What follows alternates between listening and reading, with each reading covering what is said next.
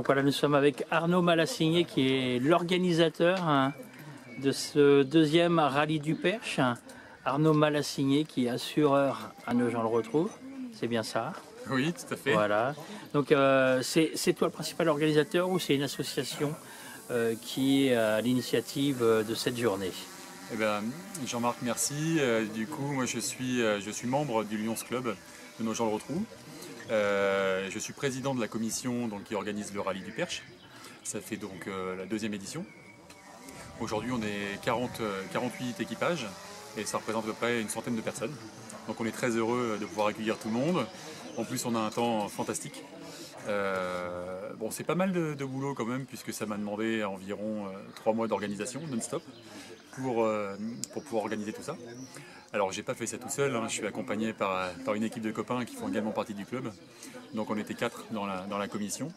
Il y a Christophe Pijard, il y a Stéphane Cabaret, il y a Denis Guillaume également. Et donc tous les 4, on s'est attelés à organiser donc, ce rallye.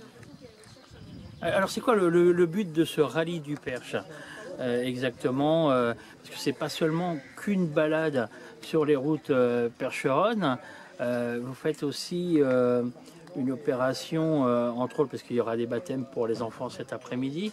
C'est ça, exactement. C'est alors l'objectif en fait du rallye, c'est de regrouper un maximum de belles voitures pour en faire profiter donc les enfants du DAM de Nogent-le-Rotrou. Alors pour les personnes qui ne savent pas ce que c'est que le DAM. Donc le DAM, c'est le dispositif médico-éducatif. C'est l'ancienne IME en fait de Nogent-le-Rotrou. Donc voilà, donc c'est des enfants qu'on a envie d'aider et qu'on a envie donc de faire plaisir pendant cette journée. Alors toi, pourquoi est-ce que tu fais partie de ce club?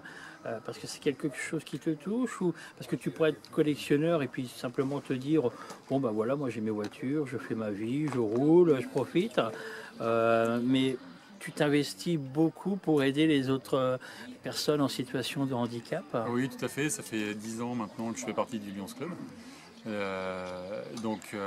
C'est la Lions Club, il faut savoir que c'est la plus grosse association caritative au monde et qui regroupe plus d'1,5 million membres sur la planète.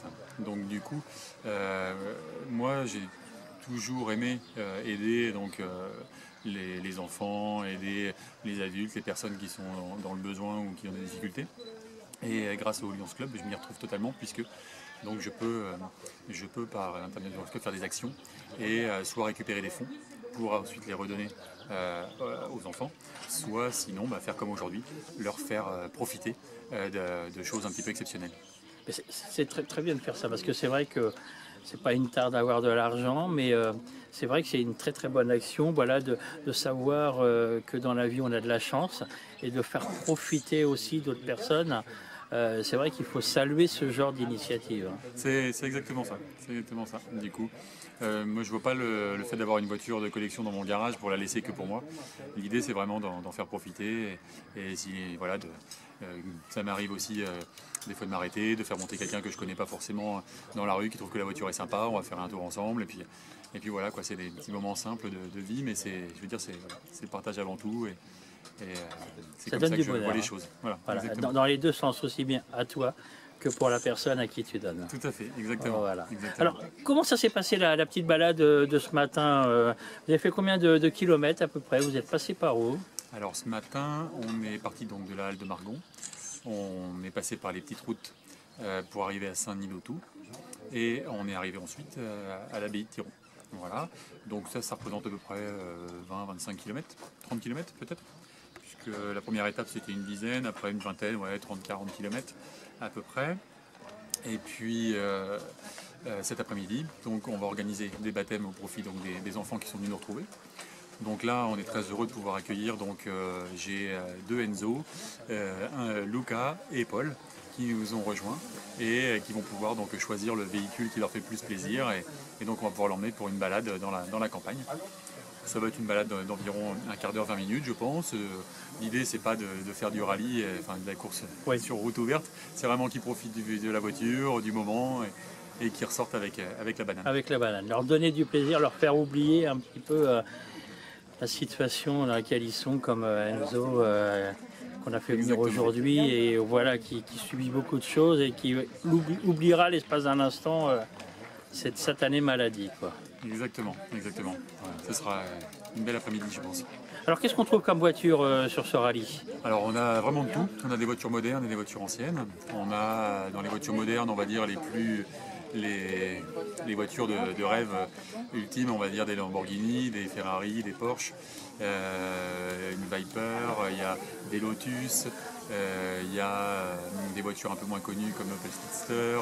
Donc il y a à peu près 23 voitures modernes et il y a des voitures anciennes également qui vont de la R8 Gordini à la DS, à la SM, il y a 2 chevaux, de la 403, des vieilles Peugeot, enfin on est vraiment sur un panel de véhicules assez important, chaque voiture est quasiment différente.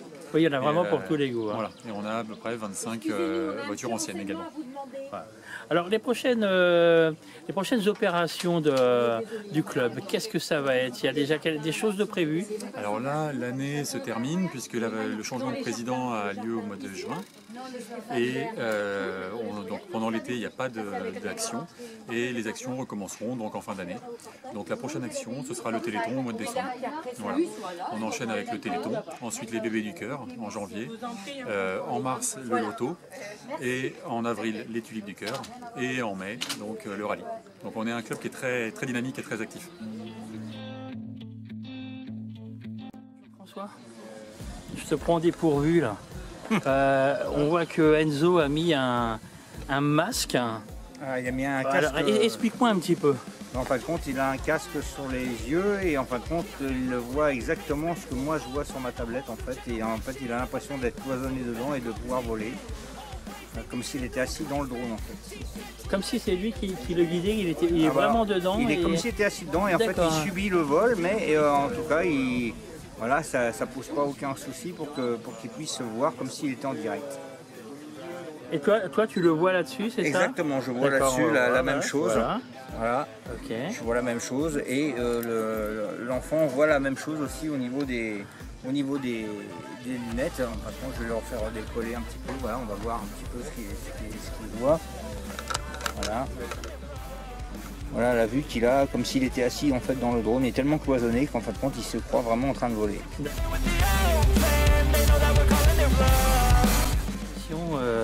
Enzo, ça fait bizarre. Hein. Ah. Mais c'est bien. Oui. Après si, c'est comme si tu étais en train de voler. Hein. On va vous laisser continuer et puis on se reverra tout à l'heure avec la voiture. Et pendant qu'on est là, on se rappelle que Jean-François, toi tu es à la société Photosky Drone Solutions. Voilà. La solution par les images aériennes par le ciel.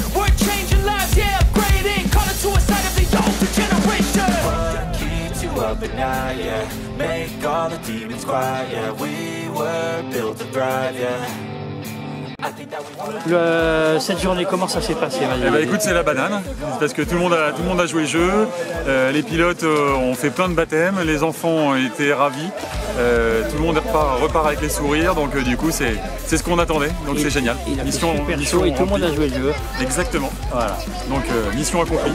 Combien de baptêmes un petit peu à peu près? Alors là c'est difficile à dire parce que du coup j'ai été aussi un peu partout, donc J'ai pas compté, mais je pense qu'il y en a eu un paquet, peut-être une quarantaine. Ok. Je pense entre 40 et 50 baptêmes, je pense. Eh ben super, c'était le coucher heureux ce soir. Ah oui, j'ai bien dormi, oui. Voilà. Bah, merci Arnaud, puis à bientôt. Merci Jean-Marc, à Ciao. bientôt. Good will come from creation, and when we think that the world is too anxious, we'll adapt, evolve, survive, and save it. What keeps you up at night, yeah? Make all the demons quiet, yeah. We were built to thrive, yeah. I think that we've all had enough.